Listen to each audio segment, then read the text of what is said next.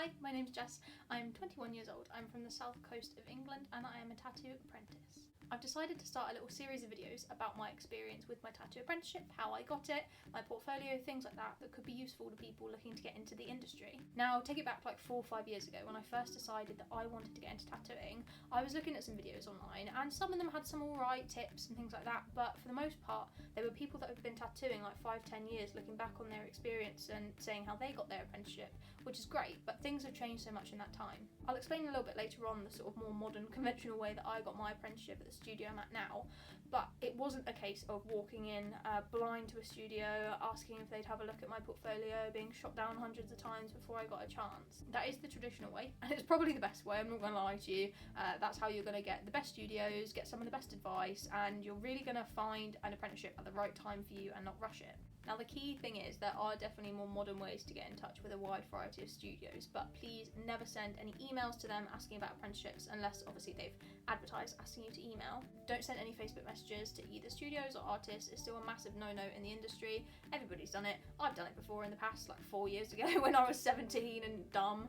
But trust me, it's really, really important that you don't do that. You'll make a name for yourself and it is really lazy. A lot of tattooing is, like I say, based on earning a place and there isn't an easy way to get into it. The way that I found my apprenticeship, because it's actually at a studio quite far away from me, it's about an hour and a half away in a place called Reigate, which is just outside the M25 in London. I'd never been tattooed there before, I'd never met any of the artists there before, and to be honest, I'd never even heard of it.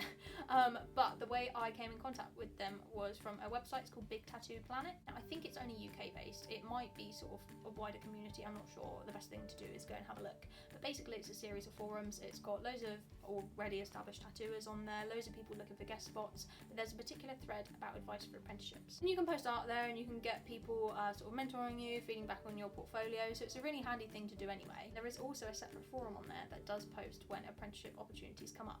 Now for me, obviously living in Southampton, as far afield as I do go to get tattooed, I was never probably going to find this studio in Reigate without the help of this site. My mentor now just wrote basically a post saying a little bit about the shop, that they were looking for another apprentice and to drop them an email, so that's what I did. The only time you can email a shop, when they asked you to. Now he asked for some examples of my work, so I sent him a few bits, some pictures of some physical paintings I've done and also some stuff on Procreate because I have an iPad Pro, and I sent him a bit about myself, which is what he asked for as well, because obviously you want to be a fun person to be around, you don't want to be super boring, they want to know that you are going to fit in and vibe with their shop. Now, I am a pro wrestler, and as it turns out, my mentor is a massive wrestling fan. Him and his brother grew up watching it, and so I think this sort of like played into my hands a little bit. After emailing back and forth a couple of times, I went into the studio. My mentor was actually busy tattooing at the time, but I sat with his dad, who's a shop owner, and showed him my portfolio, and he spoke to me a bit about the role and what other apprentices they've had in the past. I also met their previous apprentice who did his apprenticeship there like 4 years ago and still works there, and I met my mentor's brother who is the piercer and works the desk. I got a tour of the whole shop from our shop owner, and then he took me through to my mentor who went through my portfolio bit by bit, having a look at all the different styles, and then he asked me some questions. Later on I'll get into the questions he specifically asked me so that you can be prepared if you do go to meet someone in a studio and they want to ask you a few things. We had a proper big chat about wrestling and loads of stuff about me, and I guess I came across as a really good fit for the shop because 2 days later he emailed me and offered me the position. It was on a trial basis at the time, but I mean I hope it's permanent now because we're 8 months in.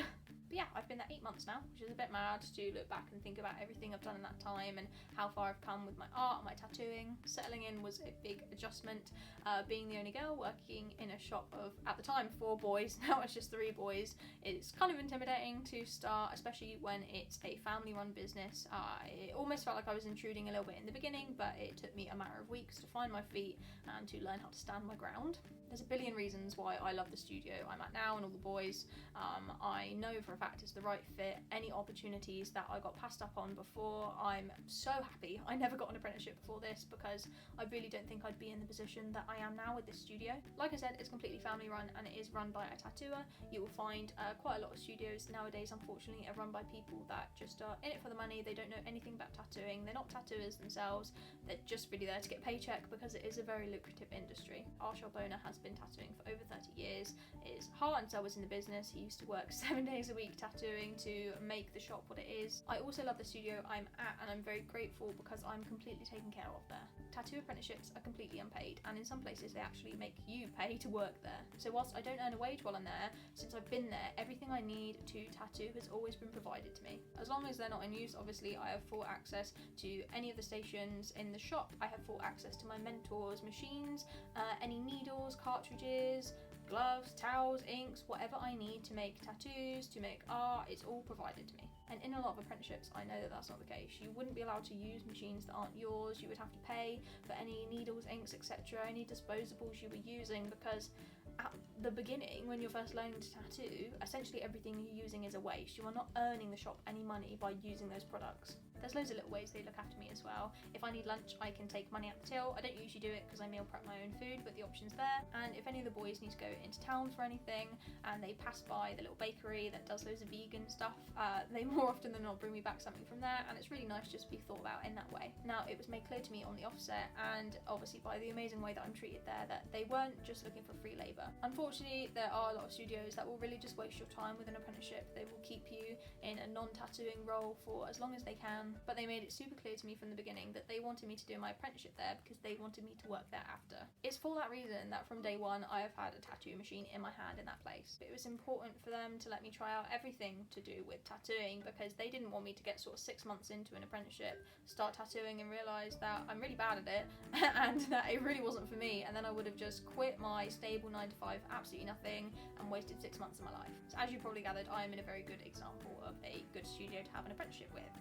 I'll give you a few other pointers and things to look out for when you are looking for a studio that you're considering asking for an apprenticeship. First of all, you want to look at examples of work. Before I even sent my email to speak with my mentor, I had a look at their Facebook page and to see the level of work. You don't want to work somewhere where people are not good at tattooing. Yes, it would probably be super easy to get an apprenticeship in a crappy studio that produces really mediocre work, but why would you want to work there? What are you going to learn? You are just going to learn to tattoo at that level. You are around these people all day, every day. You need to be around someone that you trust and someone that can teach you something artistically, or there's no point you even being there. Don't forget, there is no qualification at the end of a tattoo apprenticeship. We are not all on the same level. Some people will come out of their apprenticeship and they will be amazing tattooers because they've had really great mentors. Some people will come out and they will just be as bad as scratchers working in the kitchen because they haven't had the right guidance. The second thing that you really need to look for in a potential studio is a busy walk-in client base.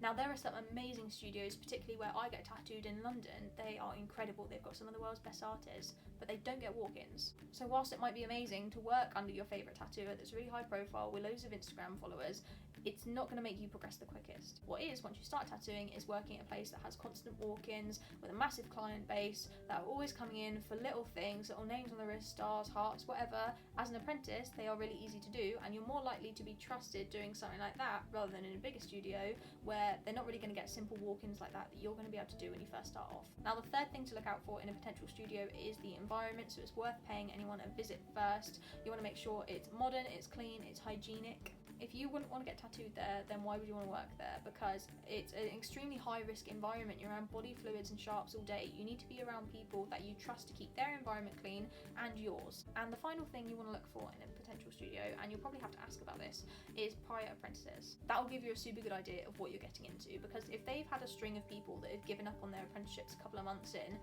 maybe that's going to make you think that it's not the best environment for you to be in. And once you found a studio that you really like the look of, and if they meet all of the previous criteria that I just spoke about, you're going to want to prepare for actually going in and meeting everyone there. The most important thing is to have a portfolio that is good, that is professional, properly bound, not just a load of scrap paper and sketchbooks, and is examples of your best work. There are a ton of videos that I watched on YouTube saying, oh, you should keep all your sketches in there, blah, blah, blah, show your process. They don't care about that. I work extremely messily. If you look at some of the first drafts of the drawings that I've done that are in my portfolio, there is no way you would ever let me have a tattoo apprenticeship. They don't want to spend half an hour going through your shitty sketchbooks. What they want is a really clear, concise, professional portfolio that shows you can do a range of styles and that you understand the fundamentals of what makes a good tattoo. I'm going to do a completely separate video going through page by page of my A3 portfolio that I showed to my mentor, so that you can get an idea of the type of stuff that you're going to need to put in it. took me about 3 years to make my portfolio. Stuff I made for it at the beginning, obviously that got tossed out as my art got better and better over the years, but be prepared, you will be working on your portfolio probably for years before you get at the level where you're going to get accepted into a studio. The next thing about preparing is getting savings together. This isn't something you can obviously do short term. The second you realise that you want to be a tattoo artist, please start saving. Like I say, it's completely unpaid. You're going to be completely unpaid for literally years. You need to have something to fall back on. Obviously you're going to have a second job to get yourself through your apprenticeship and pay for yourself for the next few years, but expensive things do come up, and I had about £1,000 in savings before I started my apprenticeship. Nowhere near enough. I've already gone through all of it. But the point is that I did have it there. Saving is an extremely important part of preparation to get your apprenticeship. Another good thing you can do to prep is to, at some level, learn about hygiene, bloodborne pathogens, things like that. You can get official certifications for that, and I definitely recommend doing it. I did mine back in veterinary college, and so I can now use that certification when I apply to the council for my tattooing licence. But in general, it's a good thing to learn about anyway. Like I said, you're working in a really high-risk environment, so it's really important that you do learn about all the risks involved. And the final bit of prep, like I mentioned earlier, my mentor asked me quite a few questions, so I've remembered as many as I can so that you can have a think about what your answers would be to that. First thing he asked is what I was going to do for money. He explained it was completely unpaid, but I knew that anyway, and I just said that I had a little bit of savings and that I had managed to get a part-time job.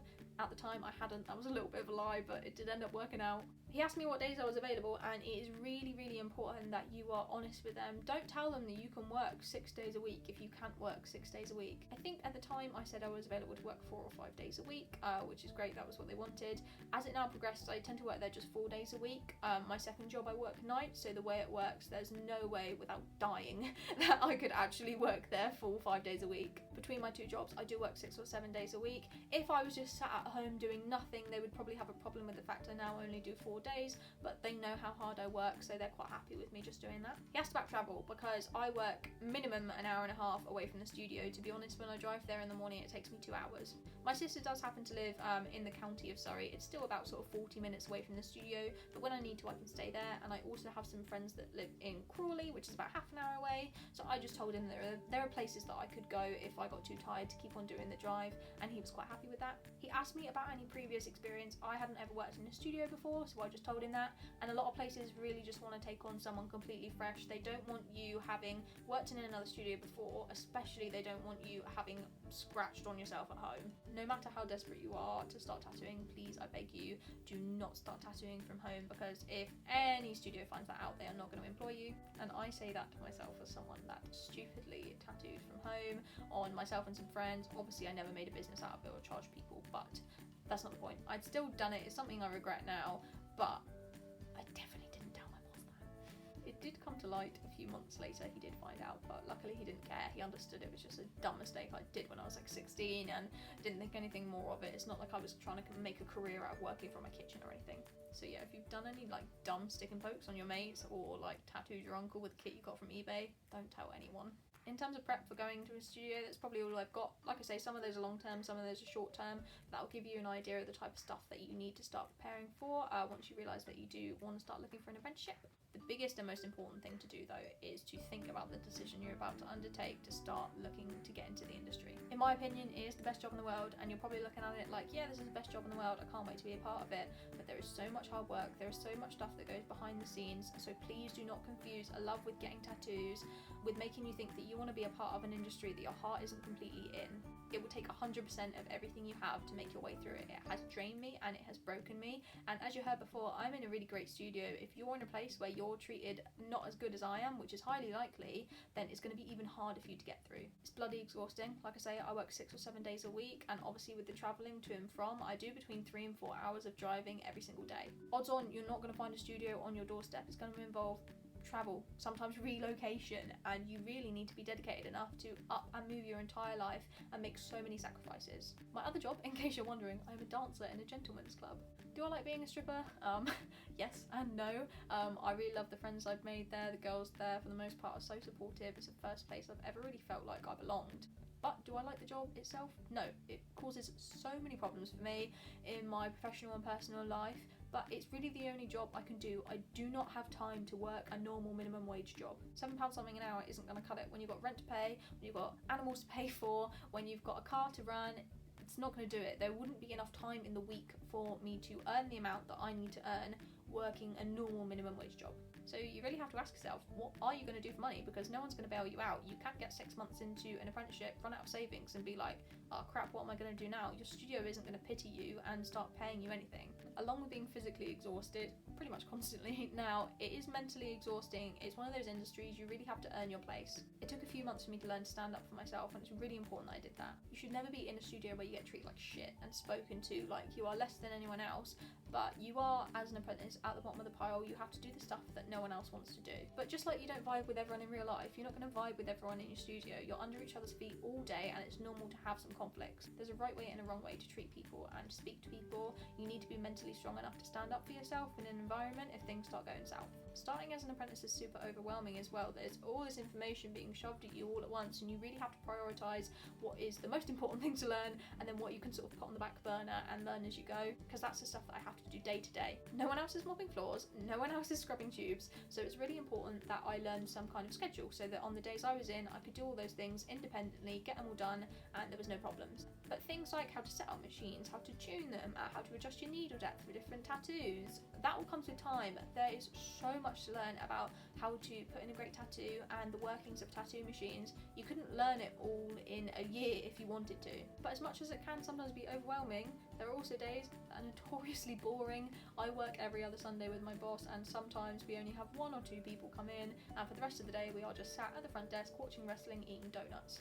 Some of the best advice that I've got for thriving in a shop environment, I actually got from a guy called Anthony Fleming. He's a really cool tattooer from Canada, and his advice was to, as an apprentice, always work harder than you think you should, and this really resonated with me. I spent 4 years of my life working so hard towards getting an apprenticeship. Once I finally got it and realised that I was there to stay, I almost got a little bit comfortable, and I'm not going to say lazy, but I wasn't going above and beyond like I thought I would. Some days I was only coming in 3 days a week. I was getting used to the cushy amounts of stripper money I was getting, and I was probably spending too much time doing things I wanted to do, when I thought back to 6 months ago what I would have done for an apprenticeship. I would have given up my entire life. So I had a bit of a reality check, because I could lose my apprenticeship at any moment if I start fucking up. There is not a shortage of people my boss could replace me with. So at that point I really started going above and beyond again, and that's something that after we're out of lockdown I'm definitely going to take back, go full speed ahead so that I can make up for all this lost time, and really earn my place there again. Keep as busy as you can in the shop. Always take every opportunity to watch other people work and to tattoo and to ask questions where you can, but your mentor is going to want to see that you are going out of your way to ask questions. They can't hand you all the information on a plate. You have to learn a lot of stuff yourself. And finally, to thrive in that environment, you still need to be painting or drawing or making something in some way every single day. Just like before you get your apprenticeship, you should be painting and drawing something every day, be that a 5-minute sketch that never sees the light of day, or a piece of flash you spent 20 hours painting over a good few days. It's the curse of an artist to never be happy with anything you've made, but that's how it should be. You should always be striving to get better, to improve, and you should take any criticism you get on the chin. But yeah, I think we're pretty much at the end of the video. I hope it was quite easy to follow and it was informative, and sort of a realistic approach on what a tattoo apprenticeship is. It's important for me not to sugarcoat it for anyone, because as much as it was my dream job, it's also a really harsh reality check when you actually start working it. You make a lot of sacrifices, and it needs to be something you are 100% invested in before you even start the process. There's so much more that I want to talk about, so I'm going to make some other videos in the future. Like I said earlier, I'm going to do a page-by-page run-through of my personal portfolio so you can see everything that's in that. Springing on from that, I'm probably going to do a video about my painting technique, how I paint flash, and how I've painted bits for my portfolio. My process is a little bit different, and the way that I taught myself to paint has really helped with the way that I tattoo, and is probably the reason I've progressed as quickly as I have. There's also a chance, if anyone's interested, that I might do a video on how I came to be a stripper, how to get into that industry, because it's sort of like a weird grey area how you get a job in that type of place. I've got a lot of funny stories from working in that club. And also when I first went to try and get a job there, I was looking for YouTube videos on people's experiences in UK strip clubs and how they got their jobs, and there was literally nothing. It was extremely unhelpful, and getting that job was very difficult, so I might do a video on that if anyone's interested. And after lockdown, I would love to do some kind of day in the life video so you guys can get an idea of the studio I work at and all the stuff that I do day to day. But for now, that's the end of the video. Any questions you've got, leave in the comments below, or you can contact me on Twitter, or I will leave my tattooing Instagram in the description as well. And if you fancy, you can subscribe for future content. Bye!